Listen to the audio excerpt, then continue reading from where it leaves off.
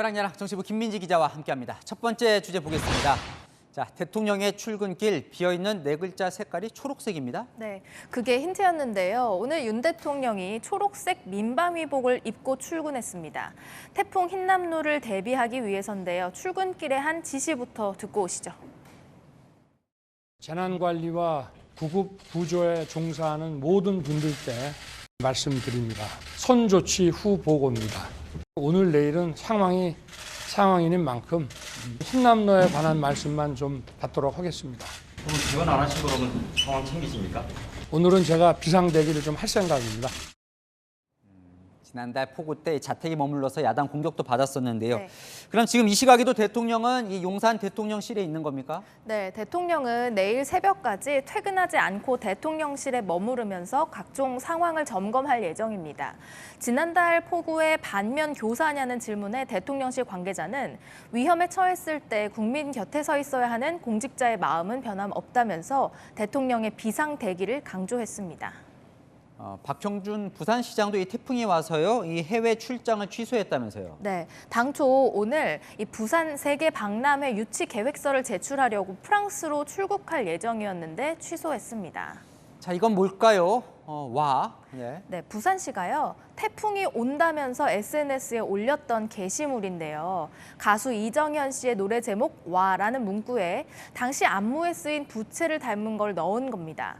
바람 불고 있는데 부채질하는 것이냐는 지적이 이어지자 부산시는 게시물을 삭제했습니다. 그렇군요. 자, 지난달 폭우 때 이 교통방송 TBS가 제대로 보도를 하지 않았다 지적이 있었잖아요. 네. 이번에 좀 달라졌습니까? 그 당시에는 이제 폭우 다음 날, 수도권 폭우 다음 날 방송인 김어준 씨가 진행하는 출근길 프로그램이 논란이었죠. 정치 이슈를 다루느라 교통방송이 해야 할 교통 안내를 제대로 안 했다면서 일부 서울시 의원들이 감사 청구까지 했었는데요. 당시 오세훈 서울시장도 이렇게 경고했습니다. 교통방송으로서의 본연의 업무에 충실했는지를 일단 좀 점검하는 기회를 가지겠습니다. 오늘은 기상청 전화 연결도 하고 태풍 예상 경로와 위력도 전했습니다. 김어준 씨의 휴가로 다른 진행자가 진행했습니다. 철저한 대비로 이번 태풍은 피해 없이 잘 넘겼으면 좋겠습니다. 자, 다음 주제 넘어가 보겠습니다. 선물을 팝니다. 누구 선물일까요? 자세히 보시면 이 봉황 무늬가 보이실 텐데요. 윤석열 대통령 부부가 각계각층에 보낸 추석 선물입니다. 그런데요, 며칠 만에 온라인 중고 거래 시장에 등장했습니다. 거래 시장이라면 저걸 이제 돈을 받고 판다는 건가요? 네, 여러 개가 올라왔는데요. 가격은 10만 원대 후반부터 30만 원 정도까지 형성돼 있었고요. 30만 원짜리가 실제로 팔린 것도 있었습니다. 보면요, 흔하지 않은 것, 임기 첫 선물 이렇게 잘 팔기 위해서 홍보하는 문구까지 있더라고요. 네, 이렇게 대통령의 선물이 중고 시장에 나타난 게 처음은 아닙니다. 지금도 중고거래 사이트를 검색을 해보면요.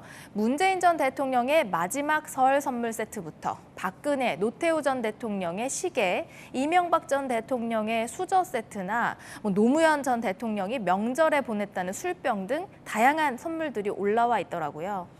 이게 궁금한데요. 윤석열 대통령의 이번 추석 선물을 받은 사람들은 어떤 사람들입니까? 네, 호국, 영웅, 또 사회적 배려계층, 각계 원로 등 13,000명이라는데요. 윤 대통령의 추석 선물을 팔겠다며 내놓은 이 판매자들에게 이유를 직접 들어봤습니다. 한 판매자는 필요가 없는 물건이어서라는 이유를 말했고요. 또 다른 판매자는 대통령 선물이라고 어디 자랑할 것도 없고 용돈 벌이가 더 좋다라고도 하더라고요. 대통령의 선물을 중고로 파는 사람, 웃돈을 주고서라도 그걸 사는 사람, 대통령의 선물은 사람마다 의미가 좀 다른 것 같습니다. 그래도 세금 들여서 만든 대통령 선물인데 돈을 받고 판다. 좀 씁쓸한 것 같기도 합니다. 여랑야랑이었습니다.